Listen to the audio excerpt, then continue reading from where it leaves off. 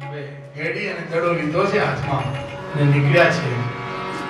સોનલા ઘેડી ને રૂપલા ગરુડિયો, સોનલા ઘેડી ને રૂપલા ગરુડિયો, સોનલા ઘેડી ને રૂપલા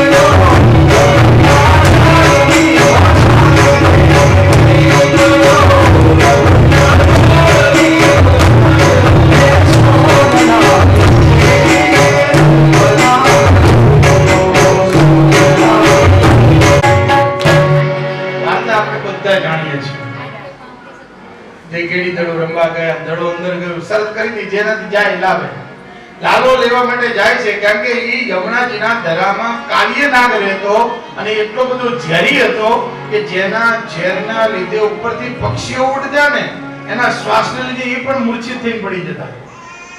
ગાયોએ પાણી પીધું તો ગાયો પણ ત્યાં મરણ શરણ થઈ ગઈ. ભગવાનને ન ગમ્યું એટલે કાલિય નાગનું નાથવા માટે આ લીલા કરી છે. યમુનાજીના ધરામાં ભગવાન પડ્યા, અંદર ગયા. નરસિંહ મહેતાએ અદ્ભુત આ રૂપને આપણે નાના હતા ત્યારે આ ગેડી દડિયો સોનાના રૂપડા આ ભજનો હવે તો સાંભળવા જ નથી મળતા. દિવસે જો તમે નવા શિખર કાચી નરસિંહ મહેતા શું કહે છે આ અદ્ભુત આ બધાને આવડે જ છે. 2000 કીધો ખાલી મહત્વની લઈએ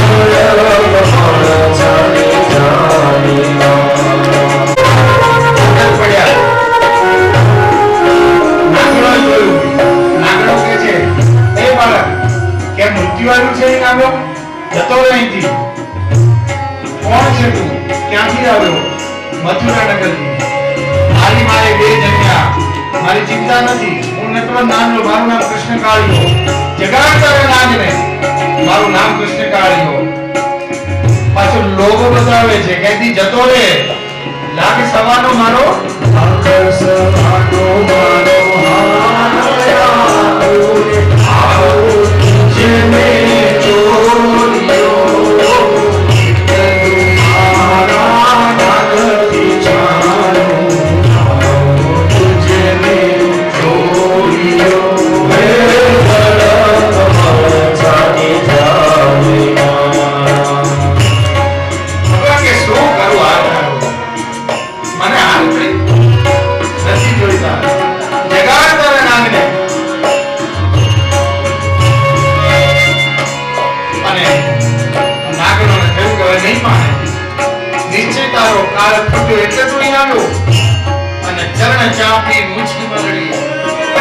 Hare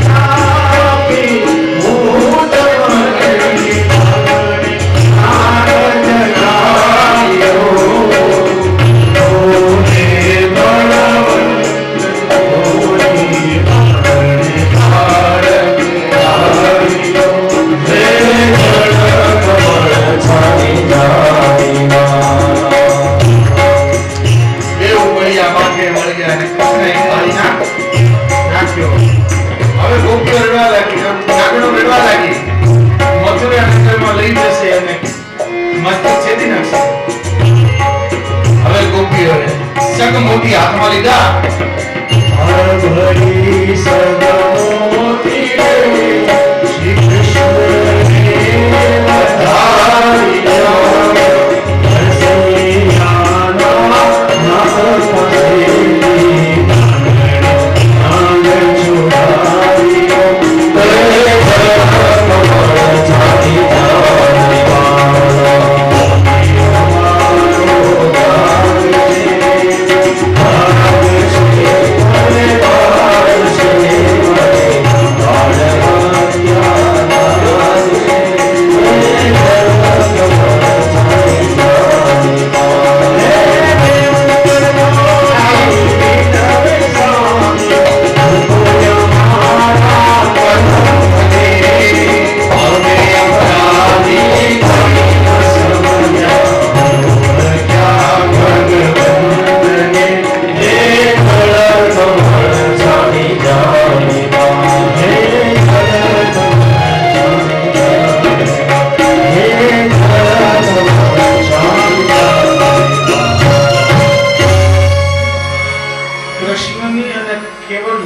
વાર્તા નથી, યાદ રાખજો.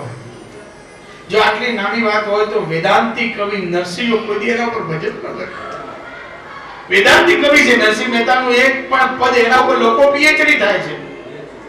તેમનું સામાન્યથી વેદાંતની વાતો વગેરે એને લખી નથી. ખાલી શું નાગના ઝઘડાનો કૃષ્ણની વાતો માટે એને આવડું મોટું ભજન લખી નાખ્યું. આધ્યાત્મિકમાં સમજો ને તો ખબર પડે વેદાંતની અંદર શું છે. આ નાગણો શરૂઆતમાં એમ કે છે એ બાળક જતો રે સ્વામી અમારો જાગશે. પહેલો શબ્દ શરૂઆતમાં શું છે? સ્વામી અમારો જાગશે તને મારશે. કોણ સ્વામી છે? નાગને સ્વામી કહે છે. તેવું કૃષ્ણ સામાન્ય છે એના નજરમાં. પણ આખી ઘટના ઘટી અને ભગવાન જ્યારે કાળીનાગને નાચ્યો લોકો નાચવા લાગ્યા, એના મોઢામાંથી ઝેર લોહી બધું નીકળવા લાગ્યું, ત્યારે બે હાથ જોડી કરી શું કહેવા લાગી? બેઉ કર જોડી વિનવે સ્વામી મુકો અમારા કંઠને અમે અપરાધી કાંઈ ન સમજા નવરખ્યા ભગવંત હે દેવકર જોડી વિનવે હે સ્વામી અમારા કંઠને મૂકો. કંઠ એટલે પતિ. જુઓ, પહેલા પતિને સ્વામી માનતા હતા અને ભગવાનને સામાન્ય. પણ જ્યારે ખબર પડી કે ના, સ્વામી સાચો તો આ છે, આ સંસારના સ્વામી સ્વામી નથી. બ્રહ્મને ઓળખ્યા પછીની આ બ્રહ્મને ઓળખવાની વાત છે. અને નાગને જગાડવો એટલે કુંડલીને જગાડવી. આધ્યાત્મિક રીતે કોક દી યોગીજી ગુરુજી જોડે બેસજો, ખબર પડશે આધ્યાત્મિક રીતે. 3.5 આટા મારેલી ભુજંગાકારમ સાધ્યતિ વલ્યામ, સર્પ આકારની જ કીધી છે કુંડલીની શક્તિને. હો, 3.5 આટા મારેલો સર્પ સૂતો હોય ને એમ સૂતી છે કુંડલીની. અને એને ચક્રની ભેદતી કરી ગાડીને બ્રહ્મરંધ્રમાં લઈ જવાના. અને બ્રહ્મરંધ્રમાં જ્યાં કૃષ્ણ છે, જ્યાં ગુરુ છે, કૃષ્ણ મંદિર જગત ગુરુ, એ કૃષ્ણ છે એની પાસે લઈ અને બ્રહ્મને ઓળખવાની આ વાત છે. બ્રહ્મની સાથે એકાકાર થવાની આખી આધ્યાત્મિકતાની યાત્રા છે આ નાગદમનની. ભગવાન કૃષ્ણને કાળીનાગ નાગી પોતાનું અસલી સ્થાન રામણીક દ્વીપમાં મોકલી આપ્યા. કારણ કે ગરુડજીને લીધે વાંધા હતા. કથા બહુ લાંબી છે. ગરુડજીને એની માં કદ્રુ વનિતાના ઝઘડાને લીધે નહીં આવવું પડ્યું. ગરુડજીના ભાગના સર્પ ખઈ જતો હતો અને ખબર છે કે સૌભરી ઋષિનો શ્રાપ છે એટલે યમુનાજીના આ ધરામાં ગરુડજી આવી શકે નહીં, એટલે બચવા ત્યાં બેઠા હતા. પણ ભગવાનના જ્યારે માથે મસ્તક ચિહ્ન થયા, કહ્યું જાઓ રમણીક દ્વીપમાં, હવે તમને કઈ વાંધો નથી. ગરુડજી કઈ નહીં. વ્રજની અંદર ગોવાળિયાના રૂપે એક પ્રલંબાસુર નામનો અસુર આવ્યો અને વચ્ચે બેસી ગયો. ગોવાળિયાની મિત્રોની વચ્ચે એકબીજાને માથે ઉપાડીને લઈ જવા લાગ્યો. બલરામજીને ખબર પડી. બલરામજી હાર્યા, એને માથે બેઠા લઈને ઉડવા ગયો. મુષ્ટિનો એક પ્રહાર કરતાની સાથે પ્રલંબાસુરનો ઉદ્ધાર કર્યો. બલરામજી મહારાજ ક્રીડા શક્તિ સુખ ગોપીષુ તદ્ગાવો દૂરચારિણી સ્વૈરમ સરંત વિસિદ્ધ્યા તૃણલોભેન ગહ્વરમ. વનમાં એક વખત દાવાનળ સળિયો અને ભગવાને દાવાનળનું પાન કર્યું, દાવાગ્નિ પાન કર્યું છે અને ગાયોની રક્ષા કરી. વર્ષા ઋતુનું વર્ણન કર્યું, શરદ ઋતુનું વર્ણન કર્યું. વર્ષા ઋતુ આવે ત્યારે કૃષ્ણ કેવું કરે છે, શરદ ઋતુમાં કેવું કરે છે. અને ભગવાન 21મા અધ્યાયની અંદર અદ્ભુત ભાગવતજીનું વેણુ ગીત, ભગવાન વાંસળી વગાડે શીખ્યા છે હવે, અને વાંસળી વગાડે ત્યારે શું થાય છે? આइए वेणु गीत का कुछ श्लोकों का दर्शन करें हम. बर्हापीयं नटवरपूकरयो कर्णिकार विभ्रजवासकनककिशं वैजयन्तीं ज्वाला रन्ध्रामेणोरसचुदया पूरयं गोपवृन्दे अनलारण्यं स्वर्णमणं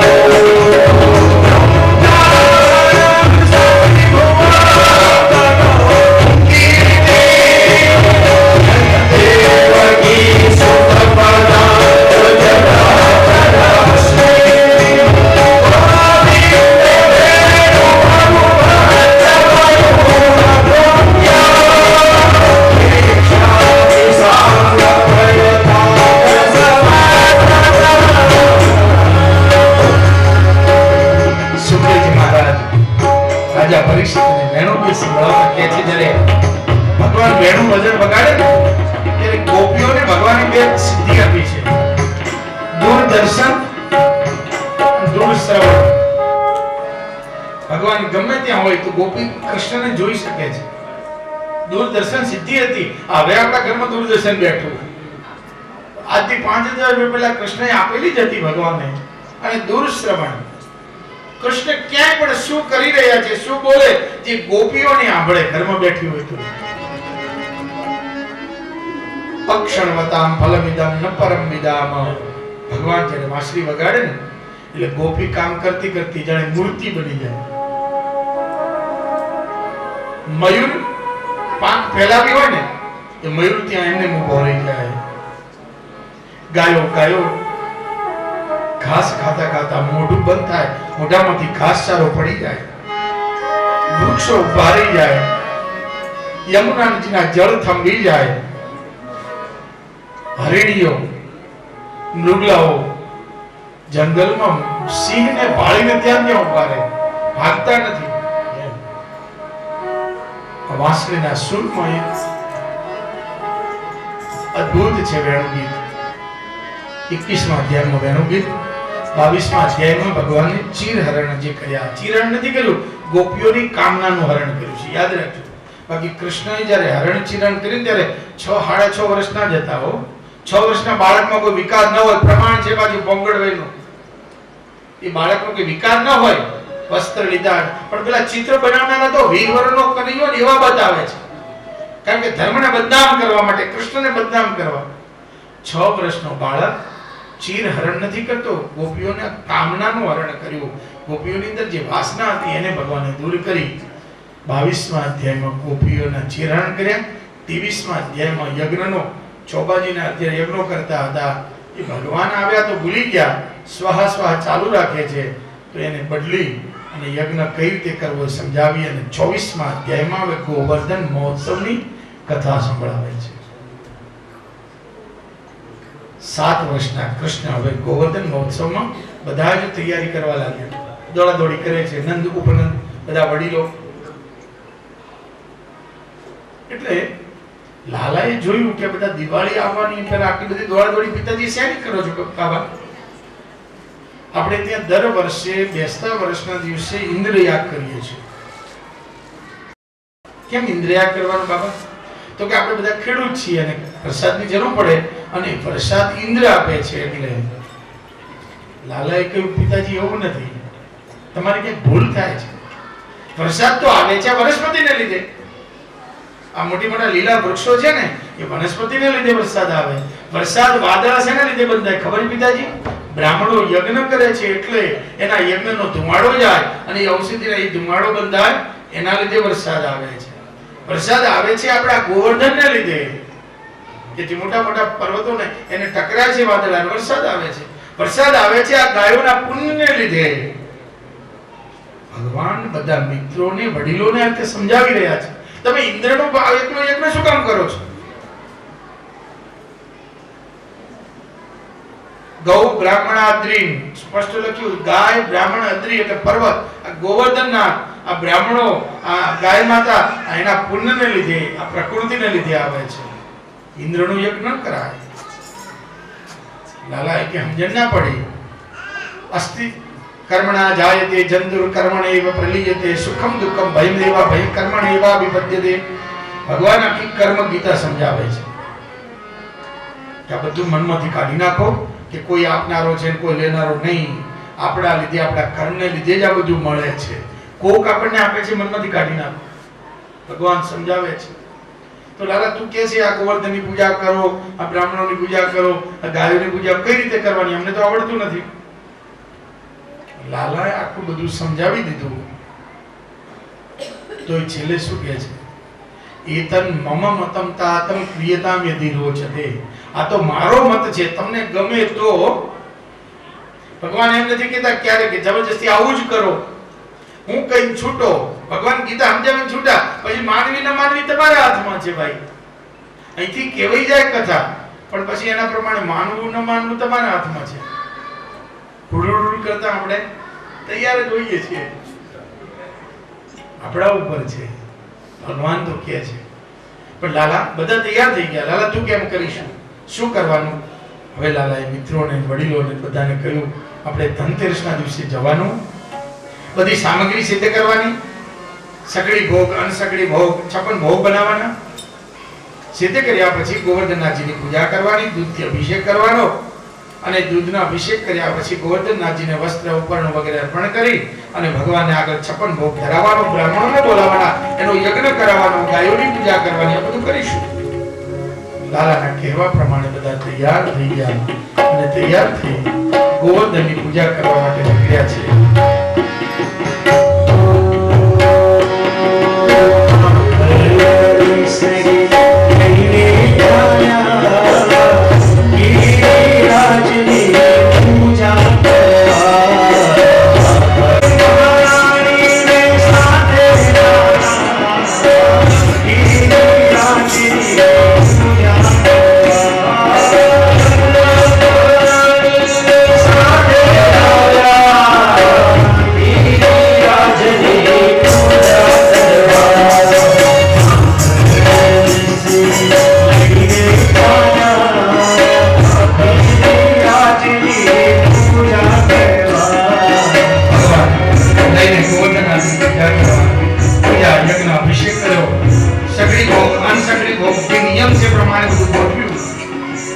મિત્રએ કહ્યું લાલા આ પર્વતને કઈ ખાતા હશે, પહાડ ની ખાય. અને ખબરદાર પર્વત કહ્યું તો આપણા ભગવાન છે અને ભગવાન છે તો અવશ્ય ખાશે જ. અને ભગવાને મંત્રપટ ધર્યું અને ભગવાને એક સ્વરૂપ જાણે ગોવર્ધનનાથજીમાં પધરાવ્યા અને શૈલોસ્મી દિબ્રુવન ભૂરી. હું જ શૈલ એટલે પર્વત છું એવું ભાવ આરોગવા લાગ્યા. ભોગ આરોગતા આરોગતા સાંજ પડી. બધાને પ્રસાદ વેચ્યો છપ્પન ભોગનો. ઇન્દ્રનો પ્રસાદ લઈ નારદજી પણ આવ્યા હતા ને નારદજી લઈ સીધા સ્વર્ગમાં ગયા. ત્યાં ઇન્દ્ર મહારાજ સિંહાસન પરથી ઊભા થઈ અને સટપટ સટપટ આમ આમ આમ આમ થાય છે. નારદજી આવ્યા, દેવર્ષિ પધારો, લે પ્રસાદ ખા. શેનો છે? તું ખાતો ખરો? પ્રસાદ ખાધો. શેનો હતો? આ તારું નાક કપાઈ ગયું એટલે તારો યજ્ઞ બંધ થઈ ગયો. મારો યજ્ઞ બંધ કર્યો ગોકુળવાસીઓ? એમને જો ખબર નથી હું ઇન્દ્ર છું. તારે મેઘને બોલાવ્યા છે. સામંત નામના મેઘ જાઓ ગોકુળ પર નીકળો. કોઈ દિવસ ના હોય અને બેસતા વર્ષના દિવસે વાદળ આવ્યા. કોઈ જાણે વાદળો વીજળીના ચમકારે હવા આવ્યા અને વરસાદ વરસવા લાગ્યો. બધાએ કહ્યું, લાલા શું થઈ રહ્યું છે? લાલાએ તો ચિંતા ન કરો. મેં તમને કહ્યું હતું ને કે મારા ગોળીનાથી પૂજા કરશો તો વરસાદ આવશે. ભગવાનને બધી ખબર છે અને આજે મારો ગોવર્ધન ના વરસાદ વરસાવવાનો. ખબર નથી ઓલા ભૂલ કરવાના છે. શરણમાં જઈએ બસ. आजा गिरिराज की शरण में. तू एक बार आजा गिरिराज की शरण में. तू एक बार आजा गिरिराज की शरण में. गिरिराज की शरण में घनश्याम की शरण में. शरण में घनश्याम की शरण में. एक बार आजा आजा गिरिराज की शरण में. सर्वस्व करके अर्पण गिरिराज की शरण में. सर्वस्व करके अर्पण गिरिराज की शरण में. भक्तियों सो मेरी हाथ में.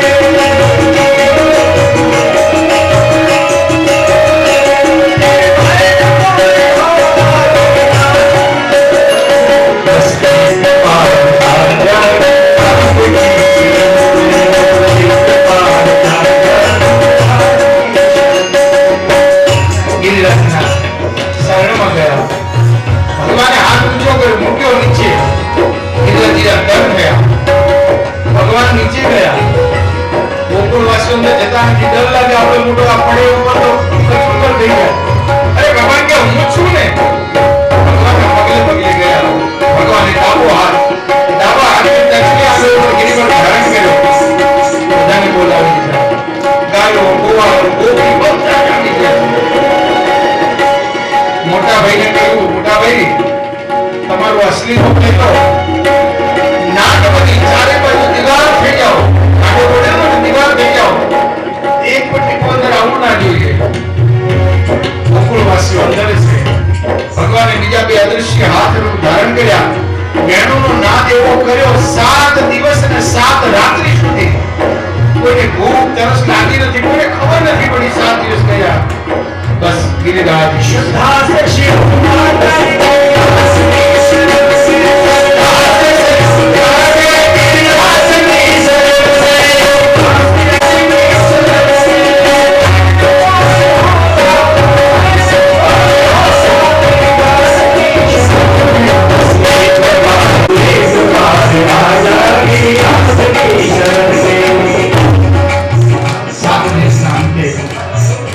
इंद्र ने પોતાની ભૂલ સમજાવી માફી માંગવા ક્ષમા માંગવા આવ્યા. ભગવાને પૂર્વવત્તમ શૈલમ સ્થાપય ગોવર્ધનનાથની પૂજા થઈ. અહીં પણ આપણે કથામાં ગિરિરાજના રૂપને ધારણ કરાવ્યું છે. ભગવાનની આગળ આપણે 56 ભોગ પણ ધરાયા છે. ગિરિરાજજી અહીંયા કેવા કલરના છે? સફેદ. ઓરિજિનલ ગિરિરાજજી કાળા કલરના હતા. गोवर्धनधारी प्रभु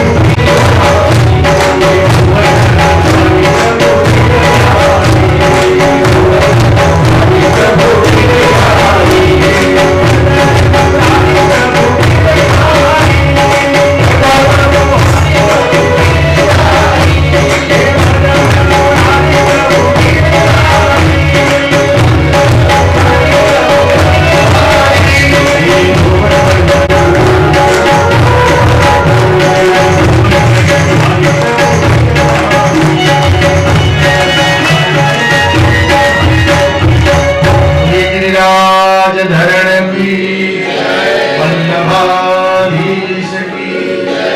श्याम सुंदर श्री अग्नि महारानी की गुसाई जी परम दयाल की जय। गिरिराज जी ने આપણે પૂજા કરીશું, ભગવાનને ભોગ ધરાવી પૂર્ણાવતી શબ્દ નહીં બોલીએ, ફરીથી પરમ દિવસે ચાલુ કરવું હોય તો કરી શકાય, પૂર્ણ વિરામ નહીં, અલ્પ વિરામ પાછું, ભક્તિનો કોઈથી પૂર્ણ વિરામ હોય નહીં, એટલે પૂર્ણાવતી નહીં, અલ્પ વિરામ જ મૂકવાનું કહીશું। અને આ ગુણ ભગવાન ગૌરવશે પણ હવે એક થોડીક મહત્વની સૂચના આપું આરતી થાય પહેલા। આ બધો પરિવાર આજે ભેગા જ છીએ આપણે। પૂજ્ય શ્રી ગુરુજી ડોક્ટર મધુસૂદનભાઈ શાસ્ત્રીજી, જેમના મનમાં એમને સંકલ્પ થયો, સંકલ્પ જે હતો સાથે અમારી હિંમતપતિ પ્રતિમા બેનની હતી હો, ગુરુજીને ટેકો કહેવાયો।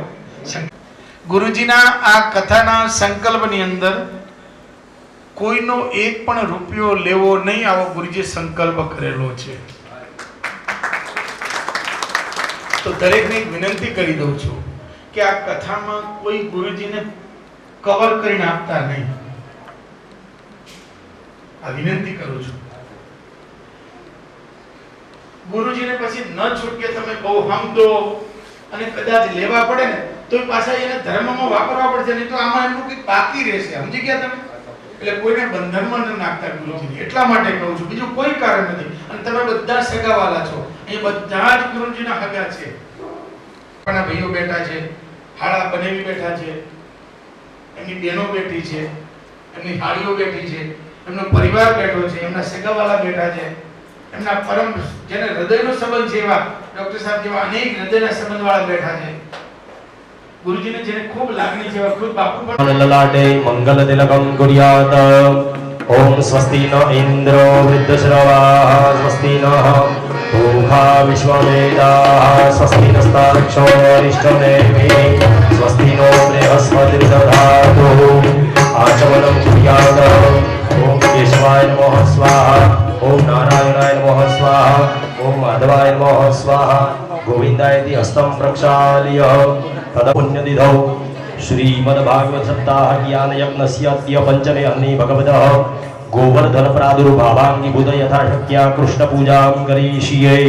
તદંગતમેન પુષ્પં ગૃહીત્વા વંદન કરીએ। ભક્તાભિલાષા ચરિતાનુસારી દુગ્ધાદિ ચૌર્યેણ યશો વિસારી कुमारितानन्दित घोषनारी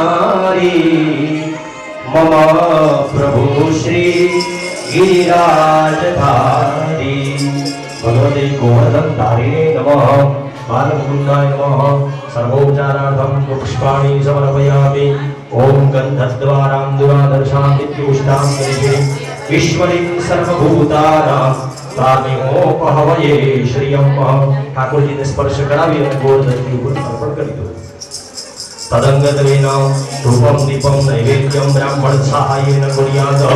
નૈવેદ્યોપરી નમો ભગવતે વાસુદેવાય ઇતિ બોલીને જલમ સંપ્રોક્ષ્ય ભગવાન ભોજન કરે છે, આપણે ભાવથી ભગવાનનું ભજન કરી આવીએ।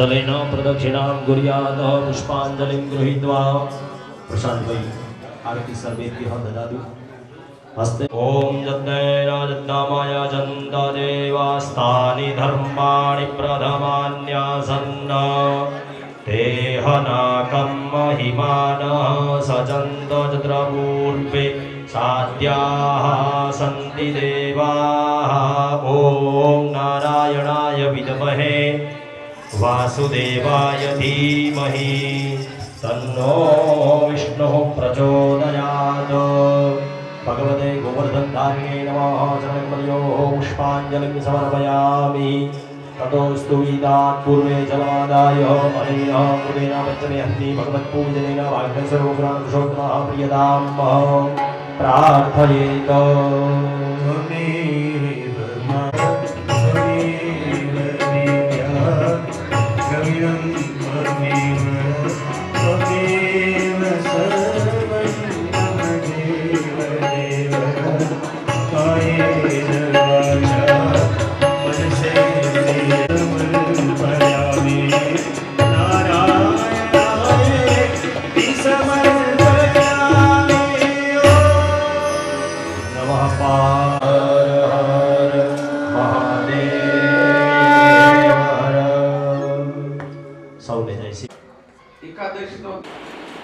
गुर्यात् ओम केशवाय नमः स्वाहा ओम नारायणाय नमः स्वाहा ओम माधवाय नमः स्वाहा ओम गोविंदाय नमः इति हस्तं प्रक्षाल्य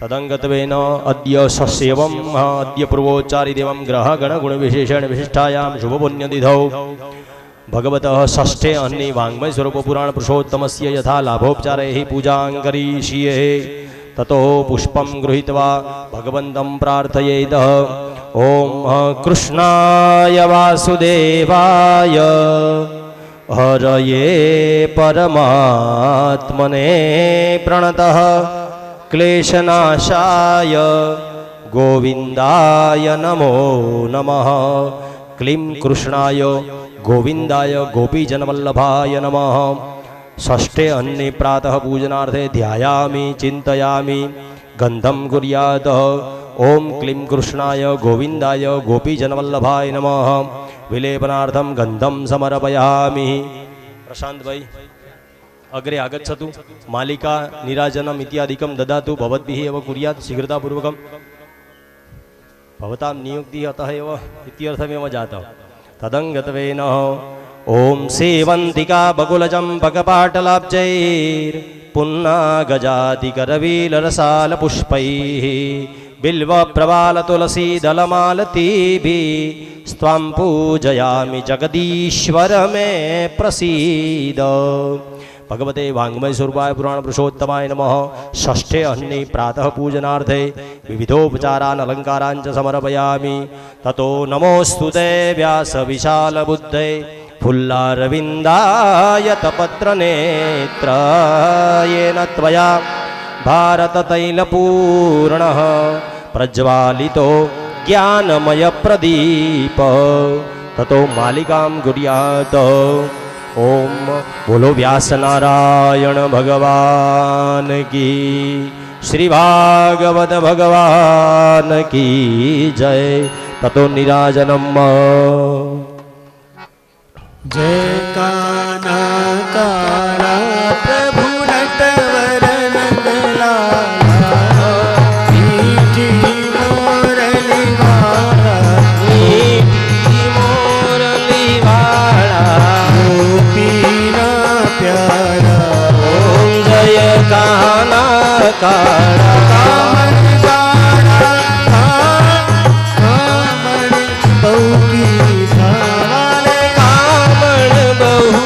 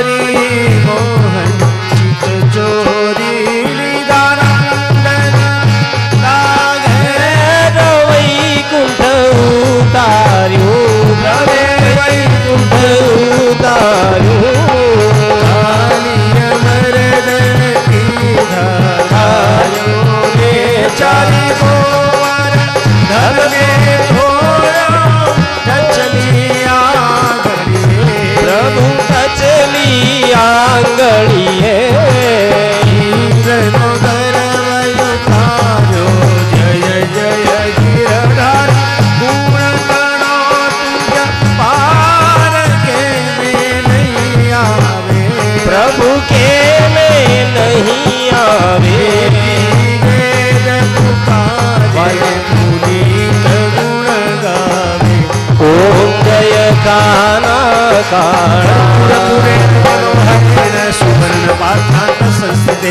प्रदीप्त भाषा सहसंगतेन नीराजनं ते जगदीश गुरुवे मंगलम भगवान विष्णु मंगलम गरुड़ध्वज मंगलम पुंडरीकाक्ष मंगलाय तनो हरि सर्वमंगल मांगल्ये शिवे सर्वार्थ साधिके शरण्ये त्र्यंबके गौरी नारायणी नमोस्तुते नारायणी नमोस्तुते नारायणी नमोस्तुते ततो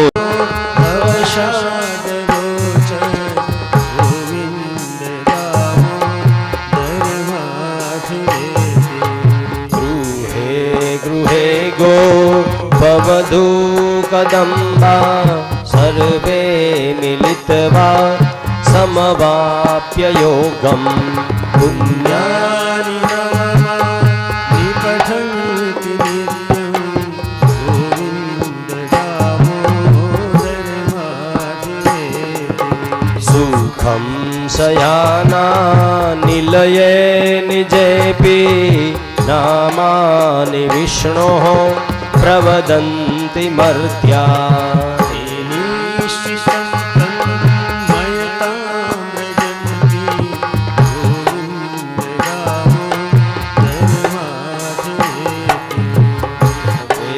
सदैवं भज सुन्दराणि नामानि कृष्णस्य मनोहराणि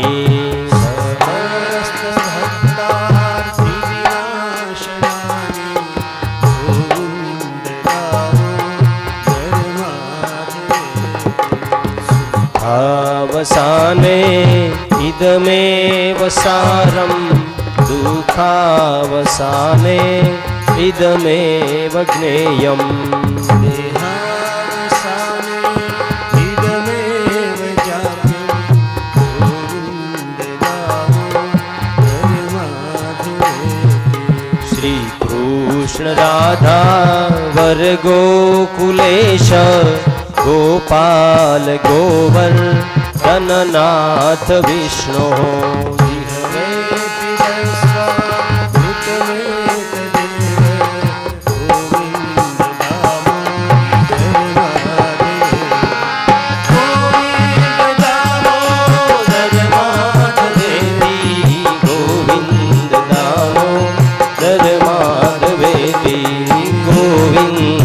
दामोदर माधवेति गोविंद दामोदर लाल की जय भगवान की जय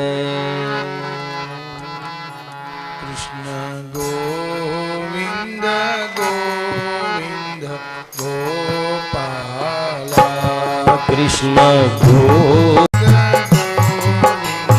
गोपाला कृष्ण गोविंद गोविंद गोपाला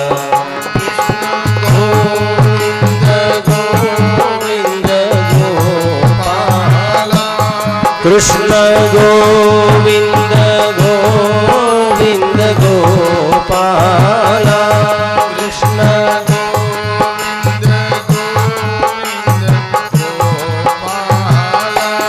कृष्ण गोविंद गोविंद गोपाला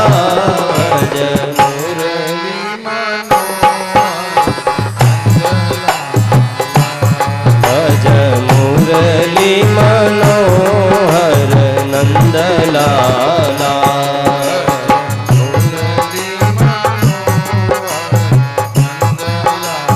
भज मुरली मनोहर नंदलाला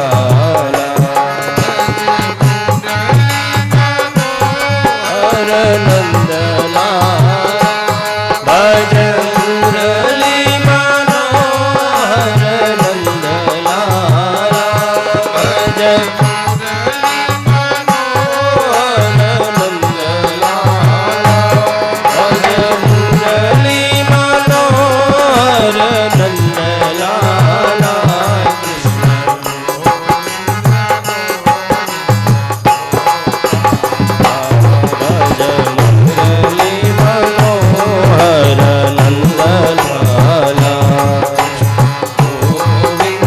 ગોવિંદ ગોપાલ કૃષ્ણ ગોવિંદ ગોપાલ ગોવિંદ ગોવિંદ ગોપાલ કૃષ્ણ ગોપાલ પાર્વતી પતયે હર હર મહાદેવ હર.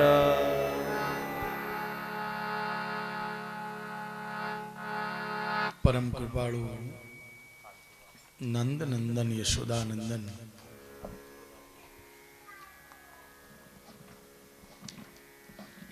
જગત પિતા જગદીશ્વરની જે કથા શ્રવણ કરી રહ્યા છીએ તે પુણ્ય પવિત્ર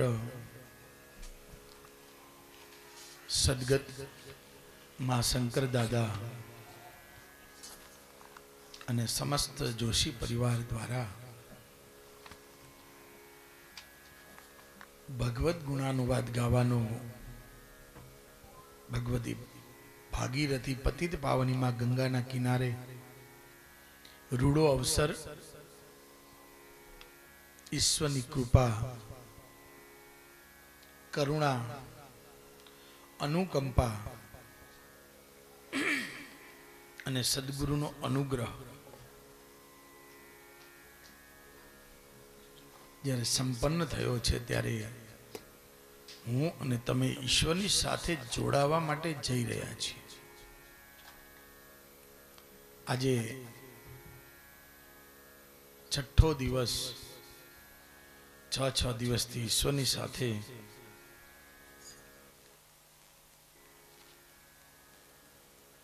કર્ણરંધ્ર કથા શ્રવણના માધ્યમથી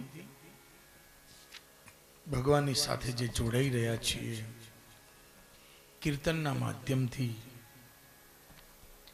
નામ સ્મરણ ભગવતનું એના માધ્યમથી, ગંગા સ્નાન તીર્થયાત્રાના માધ્યમથી ભગવાનની સાથે જે જોડાઈ રહ્યા છીએ એ ભગવાનની કૃપા છે. અને એ જ કૃપાના પરિણામથી જીવનમાં બધું સાર્થક થાય છે. ઘણી વખત પ્રશ્નો થાય કે વિશ્વમાં અનેક કથાઓ ચાલે છે. આજે હરિદ્વારમાં જોઈ લો ને, ગલીએ ગલીએ કથાઓ છે. પ્રશ્ન થાય કે આટલી કથાઓ શા માટે? શું જરૂર છે કથાઓની? કથા મને તમને આવનારી પેઢીને સદસંસ્કારનું સિંચન કરે છે. કથાના માધ્યમથી અંતર આત્મા જાગે છે. કથાના માધ્યમથી મનુષ્યત્વ, હું કોણ છું એ પોતાના અસ્તિત્વનું ભાન થાય છે. મને આ શોભે, આ ન શોભે, હું કોનું સંતાન છું, કયા ઋષિનું સંતાન છું, એ કથાના માધ્યમથી બધું મળે છે. દ્રષ્ટાંત સાંભળ્યું હશે કે એક વડીલ, 2 દીકરા. વડીલે એવો નિયમ કર્યો કે સાંજે બધાએ ભોજન ભેગું કરવાનું. દિવસે પોતાની રીતે ધંધો કામ કરો. મોટો દીકરો નોકરીએ જાય, નાનો દીકરો દુકાન છે ઘરની અને ધંધો સંભાળે. પણ સાંજના 7-8 વાગે એટલે ભોજન ભેગું હોય. પેલો નોકરીથી આવી જાય, નાનો દીકરો દુકાનથી આવી જાય, પતિ પત્ની બંનેને સંતાનો પણ છે, બંનેના લગ્ન થઈ ગયા છે. એ 8-10 પરિવારના બધા જ સભ્યો સાંજે ભેગા બેસે. પણ રોજ પેલા દુકાનેથી નાનો ભાઈ આવે ને એટલે 2 ચોકલેટો લેતો આવે, કેમ કે બંનેને પોતાનો નાનો દીકરો છે અને ભાઈને પણ એક દીકરો છે. એટલે કંઈક નાનું છોકરાનો તો સ્વભાવ હોય, જેને કંઈક આપો ને એ વધારે રાજી થાય. એને વસ્તુથી મહત્વ ન હોય, એક નાની ચોકલેટ આપશો ને તો એ તમારો થઈ જશે. એટલે પેલો નાનો દીકરો રોજ કંઈક લઈ આવે, ચોકલેટ, બિસ્કિટ, જે કંઈ, અને બંને દીકરાઓને આપે એટલું નહીં, બંનેને થોડી વાર રમાડે. ચલો એટલે બંને રાહ જોઈ રહ્યા હોય, કાકા આવી ગયા, પપ્પા આવી ગયા, એટલે બીજા બધાની રાહ ન જોવે છોકરાઓ, પણ આની રાહ જોવે. એટલે પેલા નાના ભાઈ કાકાને પણ મને મજા આવે, એટલે બંને આદુ મંતર જાદુ મંતર આમ છોકરાને રમાડે ને બધું રમાડે. થોડી વાર રમાડે ને પછી બેન આપી દે ચોકલેટ.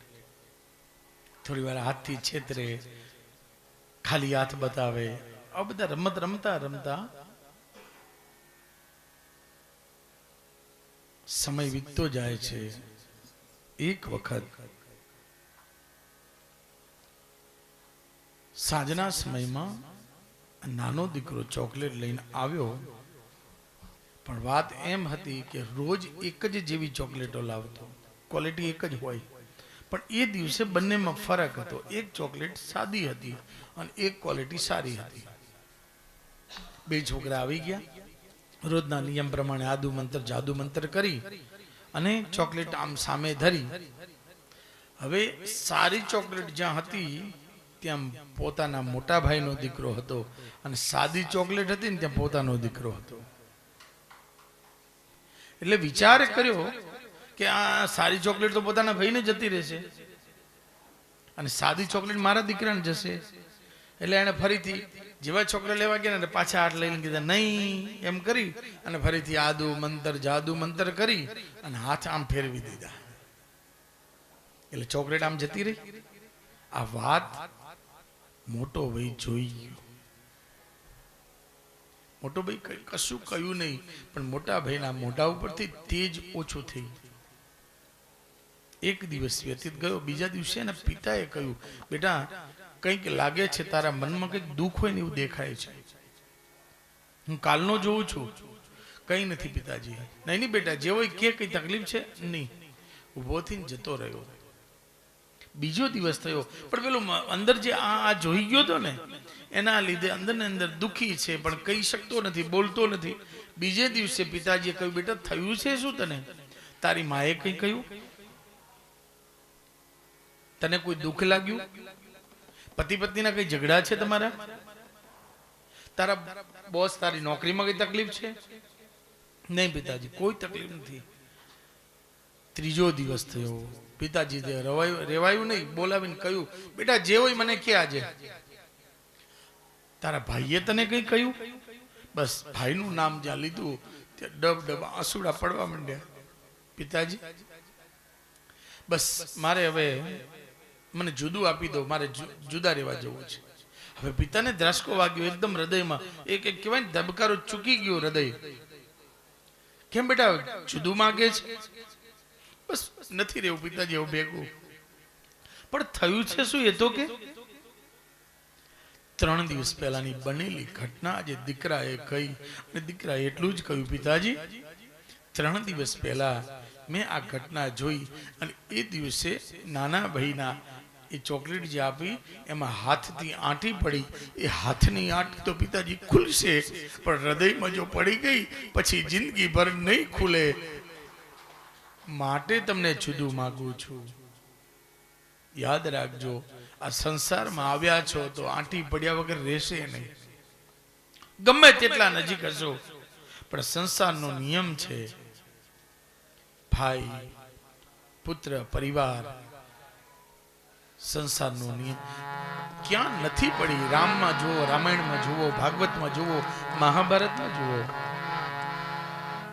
દરેક જગ્યાએ આ થવાનું જ છે, થતું જ હોય છે. સંસારનો નિયમ છે, કલિયુગનું લક્ષણ છે. તો અંતરની આંટીને ખોલવા માટે આ કથાઓની જરૂર છે. અંતરની આંટીને ખોલવા માટે આ ભાગવત, રામાયણ કે ભગવત ગુણાનુવાદ, ભગવત ગીતા કેમ ન હોય? માટે કથાની જરૂર છે. યાદ રાખજો. અંતરાત્મા જાગૃત થાય, અને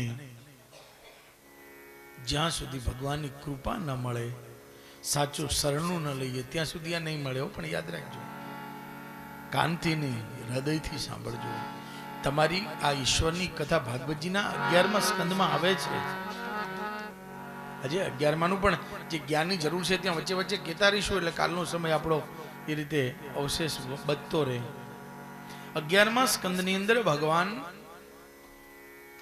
નવ યોગીશ્વરની જે કથા આવે છે, જનક મહારાજ જોડેનો સંવાદ આવે છે, 24 દત્તાત્રેયના ગુરુની કથા આવે છે, વસુદેવજીને જ્ઞાન ઉપદેશ કરવામાં આવે છે.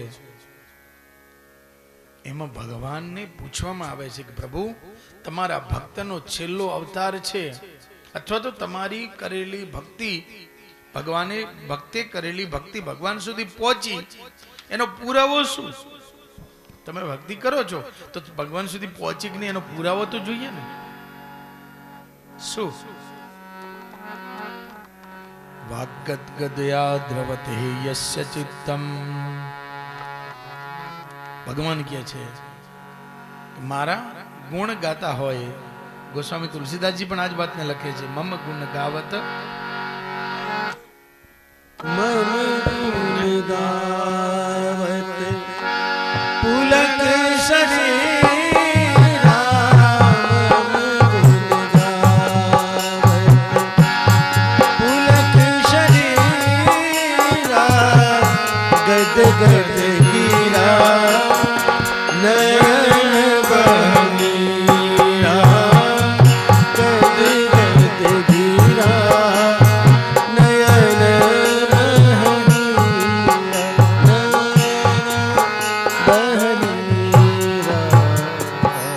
વાગ ગદગદયા. એની ભક્તિ કરવા બેસો ને, માળા કરવા બેસો ત્યારે વાણી ગદગદ થાય, એને ગુણ એની સ્તુતિ કરતા હોય, તમારો કંઠ ભીનો થાય, આંખનો ખૂણો ભીનો થાય, હૃદય દ્રવી જાય. દ્રવી જવું એટલે પીગળવું. પુલક શરીરા, શરીરમાં જાણે આમ રૂવાટા ઉભા થતા હોય ને એ રીતે થાય. એની કથા સાંભળીએ ને તોય અંદરથી એક આનંદ, રોમાંચક શરીર બને.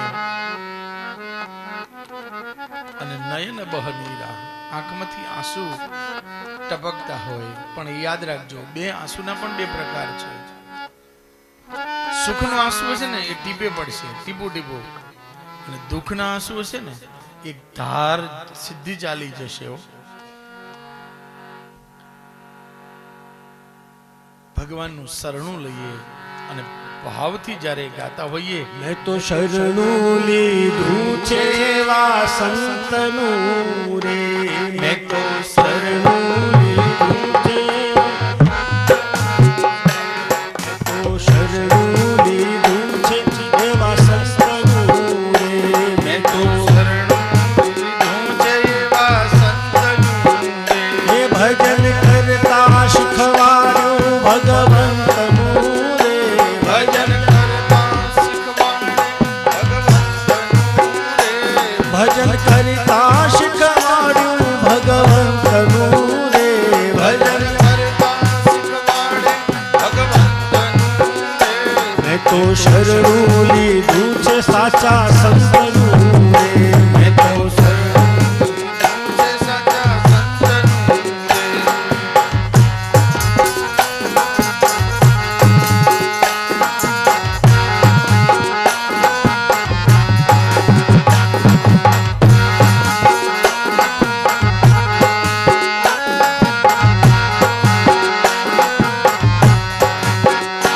અખંડ ભક્તિ લાગી મારા પૂરમાં રે, અખંડ ભક્તિ લાગી છે મારા પૂરમાં રે. રે, અખંડ ભક્તિ લાગી છે મારા પૂરમાં રે, અખંડ ભક્તિ લાગી છે મારા પૂરમાં રે. હે જેમ હૈયું લગેલા હનુમંતનું રે, જેમ હૈયું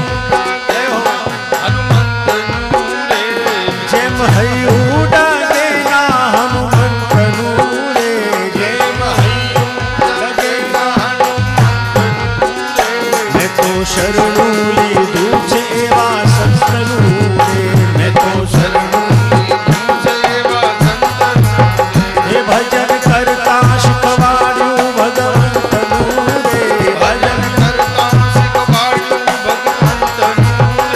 મેં તો શરણું લીધું છે એવા સંતનું રે, મેં તો શરણું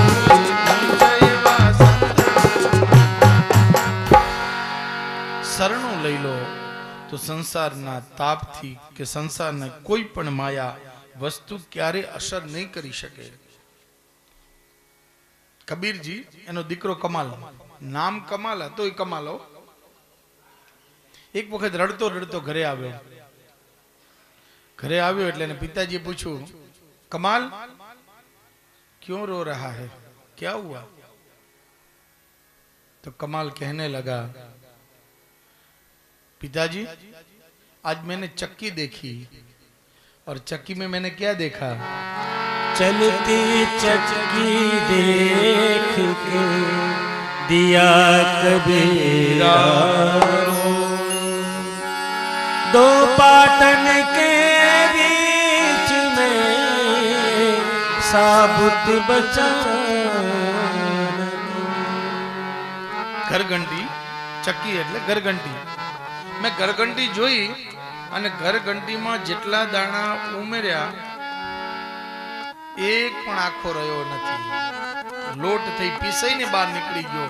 એમાં સંસારમાં જે કંઈ આવે છે ને પિતાજી, બસ બધાની આ જ હાલત છે. આવ્યો એટલે પીસાઈ જ ગયો. સાબુત બચાવવાના કોઈ મેં એવો નથી જોયો કે આમ હાજો જેવો આવ્યો તો ભગવાનના ઘરેથી એવો જ ભગવાનની પાસે જાય છે. નહીં, સાબુત બચાવવાના કોઈ. કબીરે કહ્યું, બેટા થોડીક ભૂલ થઈ તારી, તે બધું નથી જોયું. હાલ મારી જોડે ક્યાં તે જોયું? અને પાછા કબીરજીને લઈને આવ્યા ત્યાં. અને જે ઘરઘંટી હતી, ઘરઘંટી તો તમે બધાને ખબર છે, આમાંથી ડોશીઓ ચલાવીએ છે નવી પેઢીને, તો બિચારાને એ ખબર નહીં ઘરઘંટી હું. હા, નેત્રું કોને કહેવાય? નેત્રું. હા, એ ખબર નથી કોઈને. વલોણું ને એનું એ જ કહું છું. આ બહુ જૂના શબ્દો. તો ઘરઘંટી એના બે પડ હોય, બંને પથ્થરના, અને વચ્ચે ખીલો હોય. કબીરજી ગયા, પેલી ડોશીને કહ્યું, માજી ઉભા રહો. પડ ઉપરનું ઊંચું કર્યું, વચ્ચે ખીલો હતો, તો ખીલાની આજુબાજુ થોડાક દાણા પડ્યા હતા. દાણા પડ્યા ત્યારે કહ્યું કે જો કમાલ, આટલો થોડો ભેદ છે. આ ખીલો છે ને ઈશ્વરનો છે, આ ચરણું ઈશ્વરનું છે, આ શરણ ઈશ્વરનું છે. ઈશ્વરના શરણે જે બેઠા છે ને એનો વાળ વાંકો નથી થતો. એનાથી જે ભાગ્યા ને એની દશા છે. આપણે એવું જ છે, ઈશ્વરને છોડીને સંસારમાં ईश्वर के अलावा और मन लगाते हैं, इसीलिए दुखी है. अपना दुखનું કારણ હમ ખુદ, બીજું કોઈ નથી. એનાથી ભાગીને સંસારની માયામાં બધે જ રહ્યા છીએ એટલે દુખી છીએ. પણ શરણું જો સંતનું લઈએ તો વાંધો નથી. પણ સંત, પેલા સુભી સંતનું દ્રષ્ટાંત છે. એક સુભી સંત હતા, એના મિત્ર, જ્ઞાનીઓને તો જ્ઞાની મિત્ર હોય. સુભીસંત મિત્ર સાથે જંગલમાંથી પસાર થતા હતા. સામેથી સિંહ આવતો જોયો એટલે પેલા સુભીસંત આમનામ ઉભા રહી ગયા અને ભગવાનનું ધ્યાન કરી નામ લેવા માંડ્યા. પેલો મિત્ર તો જોઈ ભાગીને સીધો ઝાડ ઉપર ચડી ગયો. હા, આપણો કોળીઓ કરી જાય. આગે ભણેલો તો છે નહીં, કોને મારવા કોને ન મારવા, એ તો જે આવ્યો એ પછી. મિત્ર ઉપર ચડી ગયો, સુભીસંત ત્યાં જ ઉભા રહ્યા. સિંહ આવ્યો, જેટલી સ્પીડમાંથી આવ્યો તો ધીરે થઈ ગઈ. સંતની પાસે ગયો, સંતને સૂંઘ્યા, આજુબાજુ પ્રદક્ષિણા કરીને જતો રહ્યો. પેલા મિત્રને થયું, જબરો, આ સિંહે કશું ના કર્યું. સિંહ ગયો, ખબર પડી ને દૂર, એટલે પાછો નીચે ઉતર્યો. પેલા મિત્રને હાથ મૂકીને સુભીસંતને કહ્યું, મિત્ર, સિંહ જતો રહ્યો, ચાલો તારે. મિત્રને થયું કે આ બન્યું કઈ રીતે? તને સિંહે કશું ન કર્યું, તું એમનામ ઉભો રહી ગયો અને તને સૂંઘી જતો રહ્યો. સુભીસંતે એટલું જ કહ્યું કે સિંહ આવ્યો, મને ખબર પડી, બસ હું મનથી ઈશ્વર પાસે પહોંચી ગયો.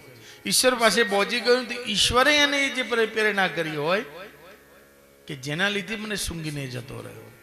અને એવામાં બે ઘડી પછી એવી ઘટના ઘટી. આ બે મિત્રો વાતો કરતા હતા ને, એમાં એક સસલું આવ્યું અને સંતના પગ ઉપરથી સસલું મૂકીને ગયું ને, એટલે પેલા સુફી સંત એકદમ ચોંક્યા. એટલે પેલો મિત્ર એટલો ખડખડાટ હસવા લાગ્યો કે હમણાં સિંહ આવ્યો ત્યારે તો ચૂપચાપ ઉભા હતા અને સસલાને જોઈને બીવો છો. સંતે કહ્યું, બસ ફરક આટલી છે કે એ વખતે હું ભગવાન પાસે હતો અને અત્યારે તારી જોડે હતો. બસ આપણું આવું જ છે. ભય શેનો છે? સંસારનો. सबसे बड़ा है रोग ही संसार. क्या कहेंगे लोग? સંસારનો જ રોગ છે. બાકી ઈશ્વરની પાસે હોઈએ ક્યારે વાળ વાંકો થતો. શરણું સાચું ઈશ્વરનું લઈ લેજો. ઈશ્વર ગમે તે તમારો રસ્તો કરશે, યાદ રાખજો. કલ્પના પણ નહીં કરી હોય, કરે જ છે ઈશ્વર. હોલો ને હોલી ઉડવાની તૈયારી કરે, ઉપર બાજ પક્ષી આવ્યો અને બાજ પક્ષી તો બીજા પક્ષીઓનો કોળીઓ કરી જાય. બાજ પક્ષીને ઉપર જોયો એટલે હોલાને થયું કે હવે ઉડવા ઉપર તો જવાશે નહીં, લાઈન નીચેથી જતા રહીએ. તો નીચે એક પારધી આવ્યો. બે બાજુ મૃત્યુ નક્કી હતું. હવે હોલીને ખબર પડી કે હવે આપણે બચી શકાય એવું જ નથી. બંને ભગવાનનું શરણું લીધું અને ઘટના કેવી ઘટી? એક સિંહ નીકળ્યો, સર્પ નીકળ્યો અને સર્પે પેલા પારધીને દંશ દીધો. પારધીના હાથમાંથી બાણ છૂટ્યું, સીધું જ બાજ પક્ષી વિંધાઈ ગયું. આ બાજુ બાણ પણ છૂટ્યું, બાજ પક્ષી પણ વિંધાઈ ગયો અને હોલો ને હોલા નીકળી ગયા. બસ સંસારમાં યાદ રાખજો, ઈશ્વરનું શરણું લઈશું ને તો ઈશ્વર આપણું કાર્ય ગમે તે બાજુથી એમ લાગે ને ક્યાંય રસ્તો જ નથી, ત્યારે પણ રસ્તો આપણો કરી આપશે. અને આવો ભાગવતજીના 10મા સ્કંદની અંદર 24મા અધ્યાયમાં ભગવાને ગોવર્ધન મહોત્સવમાં એ જ સમજાવ્યું. ખબર પડી ઇન્દ્ર માન ભંગ લીલા જ્યારે થઈ ને, ઇન્દ્રને ક્રોધ આવ્યો છે. ઇન્દ્ર દેવ છે, સંવર્તક નામના મેઘગણ. અને ગોકુળવાસીઓને બચવાનો કોઈ આરો ન રહ્યો. ગોકુળવાસીઓ શું કર્યું? ભગવાનનું શરણું લીધું. ખબર હતી કે આવડો મોટો ગોવર્ધન પર્વત જો પડે તો શું દશા રહે, પણ ઈશ્વરનું શરણું લઈ લીધું ને, ખબર પડી કે જે થવું હોય, જો ભગવાન છે નીચે તો આપણને શું થવાનું છે. ઈ શરણાગતિ સાથે અંદર બધાએ પ્રવેશ કર્યો. 7 દિવસ સુધી ભૂખ્યા અને તરસ્યા, કોઈને ખબર પણ નથી રહી. ગમે તે પરિસ્થિતિમાં ઈશ્વર આપણું રક્ષણ કરે જ છે. 7 દિવસ પછી તમ શૈલમ પૂર્વવત સ્થાપયિત્વા, પાછા ગોવર્ધનજીને ત્યાં એ જ રીતે બેસાડી દીધા. ઇન્દ્ર માનભંગ લીલા કરાવી, એમાં ભગવાને ગોકુળવાસીઓને શું ઉપદેશ આપ્યો? કાલે સમય થયો હતો એટલે તમને સમજાવું. ભગવાને ગોકુળવાસીઓને એમ કહ્યું છે, શ્રી ભગવાન વાચ કર્મણા જાયતે જંતુર કર્મણિવ પ્રલીયતે સુખમ દુઃખમ ભયમ ક્ષેમમ કર્મણિવાભિપદ્યતે. હે ગોકુળવાસીઓ, ભગવાનના શબ્દ છે. કર્મથી જ જાયતે જંતુ, તમે જન્મ્યા છો તમારા કર્મને આધારે. યાદ રાખજો, આપણો જન્મ કર્મને આધારે છે. કર્મ 3 પ્રકારના છે. થોડા ગીતામાં જઈએ, આધ્યાત્મિક વાત. સંચિત, ક્રિયમાણ અને પ્રારબ્ધ. કર્મ 3 પ્રકારના: સંચિત કર્મ, ક્રિયમાણ કર્મ અને પ્રારબ્ધ કર્મ. ક્રિયમાણ કર્મ કોને કહેવાય? કર્મ કરો ને ફળ મળો. તરત જ અગ્નિમાં હાથ નાખવાનું કામ કર્યું, તરત જ ફળ મળે. દાજે પાણીમાં હાથ નાખીએ તરત જ ફળ મળે, પાણી પીએ તરત ફળ મળે, માથું દુખે છે ગોળી લીધી તરત જ ફળ મળે. આને કહેવાય સંચિત કર્મ, ક્રિયમાણ કર્મ. ક્રિયા કરો, ફળ માણો. બીજું કર્મ છે સંચિત કર્મ. સંચિત કર્મ માટે સમય લાગે. આજે ઘઉં વાવ્યા છે તો 3 મહિના રાહ જોવી જ પડે. આજે ગોટલી વાવી છે તો ગમે તેલા ધમ પછાડા કરો તો 7 વર્ષ પહેલા તમને કેરી ખાવા મળશે નહીં. પછી તમે ધમ પછાડા કરો, આવું ના ચાલે, મેં ગોટલી વાવી, મારે તો આજે જ જોઈએ, નહીં મળે. એ કર્મનો સિદ્ધાંત છે અને સિદ્ધાંત અનુસાર 7 વર્ષ સુધી તમારે રાહ જોવી જ પડશે. ઘણા છે ને પૂજા કરીને આવું કરે, એટલે ગુરુજી તમારી જોડે વિધિ કરાવી હતી ને કઈ દેખાતું નથી. હું દેખાય કે આવવાનું હતું ઉપરથી? એ તો એનું મળશે, ફરે મળે જ, ન મળે એવું કર્મ ફળ્યા વગર શાંત થતું જ નથી. ત્રીજું કર્મ પ્રારબ્ધ કર્મ. પ્રારબ્ધનું એક નામ છે ભાગ્ય.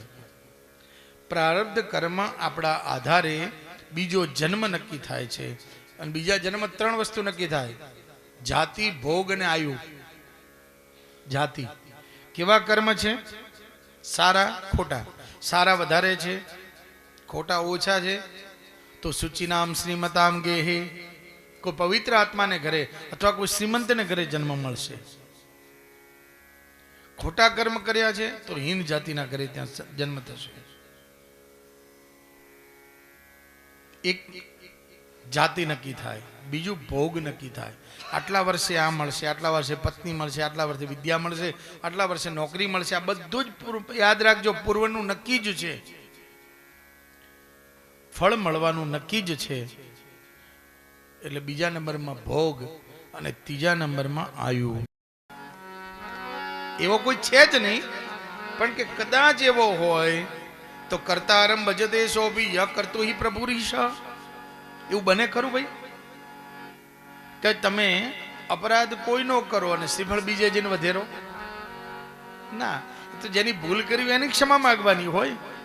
સત્યનાની કથા તમે બધાએ સાંભળી છે. સત્યનાની કથાના 5મા અધ્યાયની અંદર તુંગધ્વજ રાજાની કથા આવે છે. એમાં શું આવે છે કે રાજાએ જંગલમાં પ્રસાદ છોડ્યો. પછી રાજાને 100 પુત્ર, રાજપાટ બધું જતું રહ્યું. રાજાને ખબર પડી એટલે રાજાએ પાછા ક્યાં આવીને ભક્તિ કથા કરાઈ? સાંભળ્યું? જંગલમાં જઈને જ કરાઈ. એ તો ઘરે કરી શકતા હતા ને. પણ જ્યાં અપરાધ થયો છે ત્યાં જેને કરવાનું હોય, જેની ભૂલ થઈ છે એની ક્ષમા માંગવાની હોય. એટલે જે કરતા અલગ છે અને કર્મ અલગ આપે છે એવું પણ ક્યાંય નથી. ભગવાન કહે છે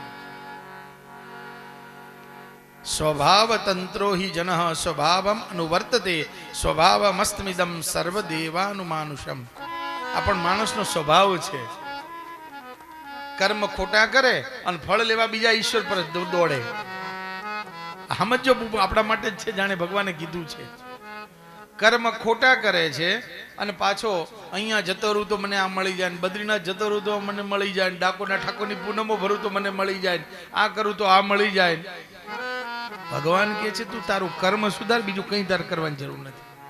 ક્યાંય ધક્કા ખાવાની જરૂર નથી.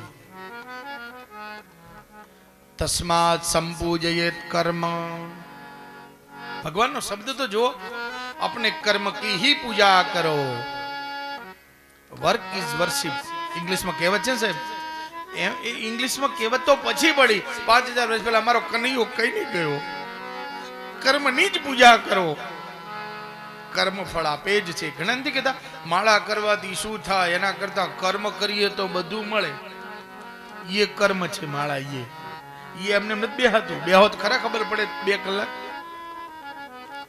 માણસ 15 મિનિટનો હિસાબ કરે છે. હજુ તો મહારાજ 15 મિનિટ મંગળાચરણ કરવાના, ત્યાં સુધી શાંતિથી હેઠા બેઠા છીએ. 15 મિનિટના હિસાબ માણસ કરતા હોય તો એ એમને કર્મ.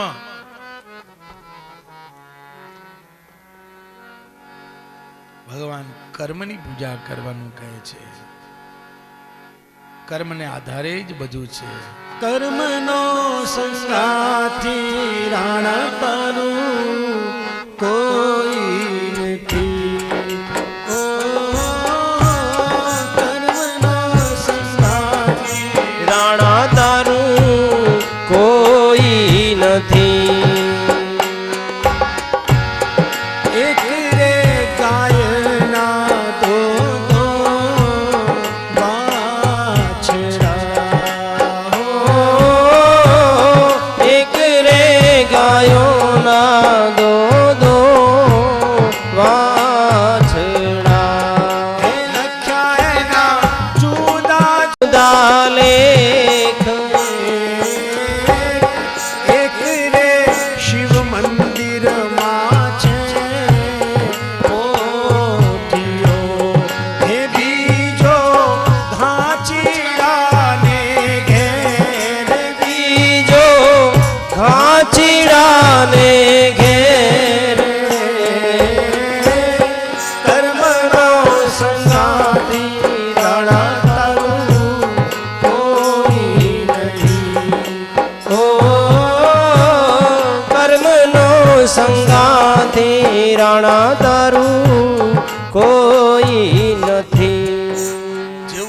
કરશો એવું જ ફળમાં.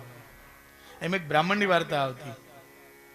ગતાનુગતિક લોકો. એક બ્રાહ્મણ સંધ્યા કરવા માટે ગયો, નદીએ નાવા ગયો નહીં, અને પોતાના પંચપાત્ર બ્રાહ્મણને ભેગા જ હોય. કલશ, તરભાણું, લોટો, આસન, ગૌમુખી, માળા બધું ભેગું જ હોય, કાખમાં લીધેલું જ હોય. નદીમાં સ્નાન કરી બહાર આવી પછી સંધ્યા પૂજા કરીશ. પણ એને વિચાર કર્યો કે આ પંચપાત્ર મૂકવા ક્યાં? આજુબાજુ કોઈ ઝાડ નથી, કશું છે નહીં, કોઈ વ્યક્તિ નથી. હતા પણ દૂર દૂર હતા. અને એમાં કોક આ લઈ જાય તો વરે પાછું કોઈ નજર પડે તો કહેવાય ને કે કોઈનું નહીં હવનું. એટલે ભૂદેવે એક ખાડો કર્યો. ખાડો કરીને પોતાના પંચપાત્ર, ગૌમુખી, આસન, માળા બધું ત્યાં મૂકી ઉપર રેતી ઢાંકી દીધી. પણ ફરી પાછું વિચાર કર્યો કે આ સ્નાન કરીને પાછો આવીશ તો મને યાદ કઈ રીતે રહેશે કે મેં ક્યાં દાટ્યું હતું? એ યાદ તો રહેવું છે ને. એટલે પાછો હોશિયાર બ્રાહ્મણ એટલે શું કર્યું, એના ઉપર રેતીનું શિવલિંગ બનાવી દીધું. જાણે શિવલિંગ તો પછી કોઈ તોડશે નહીં, અને આ શિવલિંગ મને યાદ રહેશે. ભૂદેવ સ્નાન કરવા માટે ગયા. સ્નાન કરીને પાછા આવ્યા તો હજારો શિવલિંગ બાર. કેમ ખબર છે? એકનું કે ભૂદેવ નાવા ગયા છે ને આવું કરીને ગયા છે, બીજા એ કર્યું, ત્રીજા એ કર્યું, ચોથા એ કર્યું, બધા શિવલિંગ કરી દીધા. આનું કહેવાય છે ગતાનુગતિકો લોકો. ગતાનુગતિક. એકે કર્યું, બીજાએ કર્યું. કેમ કરો છો? તો કે ઈ ખબર નહીં. મીઠળ હું કામ બાજી? ઈ ખબર નહીં. શું કામ કરીએ છીએ ખબર જ નથી. બસ આંધળા અનુકરણ જ કરતા રહ્યા છીએ. ભગવાન આને મુક્ત કરાવે છે. ઇન્દ્રમાન ભંગ લીલા. આ ગોવર્ધન મહોત્સવ શું છે? ગતાનુગતિક. એમાંથી બહાર નીકળવાની વાત છે. ખોટા જે ગતાનુગતિક ચાલે છે, અને બહુ ચાલે છે. આ સમાજની અંદર જે આંધળા અનુકરણો વગર સમજેવો. ઘરમાં મહાભારત ના રખાય. ડોશીઓ ક્યાંથી આવી વાતો લાવી ખબર નથી. પાછી રાખો તો મહાભારત થાય, એટલે ના થાય. એકવાર વાંચો, ખબર પડે કે એક બે ભાઈઓના પરિવારમાં આવું આવું થયું. સાચું વાંચશો ને તો નહીં થાય. શી ખબર ક્યાં. આ હનુમાનજીને પગે કઈ લાગો છો બેનો? હે, હાથ ક્યાં રાખો? કયા શાસ્ત્રમાં લખ્યું છે મને બતાવશો? રામાયણમાં આધ્યાત્મિક રામાયણ, વ્યાસજીને લખેલી આધ્યાત્મિક રામાયણ, વાલ્મીકી ઋષિની વાલ્મીક રામાયણ, તુલસીદાસજીની તુલસીકૃત રામાયણ ચોપાઈઓ વાળી. બીજી તો 21 જાતની રામાયણો છે. એક પણ રામાયણની અંદર હનુમાનજીને પૂઠે પગે લાગવાનું ક્યાંય લખ્યું નથી. ભાગવતજીના મહાન વક્તા આપણે પૂજ્ય શ્રી મોરારી બાપુ, એમણે તો 500 વખત કથામાં કીધું છે આ ન કરાય. બીજા કોઈ ધર્મ ગ્રંથોમાં નથી લખ્યું. તો તમે ક્યાંથી શીખ્યા? જોઈને. બરાબર. એક બેનને પૂછ્યું કે તું કેમ બેન આવું કરે, પાછળથી પગે લાગુ? તો પાછી દોઢો થઈને શું જવાબ દીધો ખબર? હનુમાનજી બ્રહ્મચારી છે ને એટલે તારા હાથ જોડવાથી એનું બ્રહ્મચારી તૂટી જશે. શું આંધળા અનુકરણ ચાલે છે વગર સમજે ભક્તિ. યાદ રાખજો, હનુમાનજીનો કોઈ વાંક નથી. બિચારાને બે હાથ જોડે આગળથી જોડજો. આવું ક્યાંય લખ્યું નથી પાછળ હાથ લાગવું. આંધળા અનુકરણ. અરે ઘરે દેદાયદાહી ધર્મસ્યના ફોટા ઉતરાવે હવે તો લોકો. વિધર્મીઓ શીખવાડે છે ખોટું ના કરવું. આવું રાખીએ તો કે છે ઘરમાં આવું થાય, એટલે ન થાય. આંધળા અનુકરણ છોડો, શાસ્ત્રને સમજો. કોક દિવસ વાંચો તો ખરા. રામજીએ શું કામ ત્યાગ કર્યો હતો સીતાજીનો બીજી વખત? કોના કહેવાથી? હા, જો બોલ્યા. કયા રામાયણમાં લખ્યું છે કે ધોબી બોલ્યો તો? એવું કોઈ બતાવશે મને રામાયણમાં? વાંચી છે તમે કોઈ રામાયણ? જો કે કહી દઉં, તુલસીદાસજીએ તો સીતાનો ત્યાગ આપ્યો જ નથી. એમની છેલ્લી કથા ક્યાં હતી? રામ રાજ્ય અપેક્ષા રામ પૂરી કરી દીધી. આધ્યાત્મિક રામાયણ વ્યાસજીની અને વાલ્મીકી રામાયણ આ બંનેમાં છે, પણ બંનેની અંદર ધોબી નામનો શબ્દ ક્યાંય નથી. ધોબીને સંસ્કૃતમાં રજક કહેવાય. રજક. અહીંયા આવશે રજક, હમણાં આવવાનો જ છે તૈયારી. રજક ધોબી નથી કીધો, લખ્યું છે પદપુરંજનાન. ચોરે ને ચોટે વાતો થતી હતી કે રામજીએ સીતાને રાખી, આમે ન રાખીએ. યાદ રાખ, ધોબી નામનું કોઈ તત્વ નથી, પણ વગર વિચારે ધોબીને બિચારો બદનામ કરી નાખ્યા. આનું નામ છે આંધળા અનુકરણ. સમજ્યા નથી અથવા તો કોઈ સમજાયા નથી. આવું કેટલીય વાતો છે શાસ્ત્ર. ભગવાન એમાંથી ગતાનું ગતિકમાંથી બહાર કાઢવાનું કહે છે. પેલા એક ગુરુને ત્યાં રોજ ધ્યાન કરે, ગુરુજી એવો નિયમ બનાવ્યો. આશ્રમના નિયમો હોય, કુદી ઉકરડા ગાદીએ જાઓ ખબર પડશે. ધ્યાન, સમાધિ, પૂજા, યજ્ઞ કઈ તિથિએ કેવી રીતે કરવું, શું કરવું, આવા બધા એક આશ્રમોના નિયમો હોય. એમ ગુરુજી એવો નિયમ બનાવ્યો એક ગુરુ આશ્રમમાં કે આપણે રોજ સવારે 1 કલાક ને સાંજે 1 કલાક ધ્યાન કરવાનું, બાકીના સમયમાં ફલાણું બધું નિયમ. હવે ધ્યાન કરવા માટે બેસે તો આશ્રમમાં એક પાળેલી બિલાડી હતી. જેમ અહીંયા પેલો પાલડેલો કૂતરો નથી આશ્રમનો, એમ એ આશ્રમની બિલાડી. અને બિલાડી શું કરે ખબર છે? બરાબર ધ્યાનના સમયમાં ખોળામાં બેસી જાય એટલે પેલા સમાધિમાં બેઠા હોય તો એકદમ ચમકે. પેલો કેમ બિલાડું અડે એટલે ગમે તેના ખોળામાં બેહે એટલે બધા થાય. એટલે ગુરુજીએ એક નિયમ કર્યો કે આપણે ધ્યાન કરવા બેસીએ ને ત્યારે બિલાડી બાંધી દેવાની. 1 કલાક ભલે બાંધી રહેતી. એટલે સવારે 1 કલાક ને સાંજે 1 કલાક બાંધે. વર્ષો સુધી આ ક્રમ ચાલ્યો. સમય જતા ગુરુજી ધામમાં ગયા. બીજો શિષ્ય જે યોગ્ય હતો એ ગુરુ ગાદી ઉપર આવ્યો. અને એમ સંતોને સોળસી હોય, આપણે જેમ 12મું 13મું કરે એમ એમની સોળસી ને ભંડારા એ કરે. એટલે એ સોળસી પછી એમણે સંતોને ફરીથી પાછું પેલી ગુરુ ગાદીના નિયમ પ્રમાણે ધ્યાન કરવાનું કર્યું. હવે ધ્યાન કરવા માટે બેઠા ને કે આપણે પેલા ગુરુજી કરતા હતા બધું જ કરવાનું. ધ્યાન કરવા બેઠા એટલે એક શિષ્યને યાદ આવ્યું, એલા ઓલી બિલાડી બાંધી. હવે આ જે સોળસી એમને 16 દિવસ ચાલ્યા ને એમાં પેલી બિલાડી બચારીને કોઈ ધ્યાન ના આપ્યું ને તો આશ્રમ છોડીને જતી રહી. ત્યારે આખા આશ્રમમાં ગોતી પણ ક્યાંય બિલાડી મળી કે ગુરુજી બિલાડી મળતી નથી. એક શિષ્ય આવીને કહ્યું, ના ચાલે, બિલાડીને તો બાંધવી જ પડે. આપણા ગુરુજીએ કીધું છે કે બિલાડી બાંધ્યા વગર ધ્યાન થાય. હા, શું આવે છે ને, આપણી જ વાત છે. બસ આવું જ કરીએ છીએ. આ બિલાડીનો શું વાંક બિચારીનો? બીજી લાવીને ગામમાંથી લઈને બાંધી.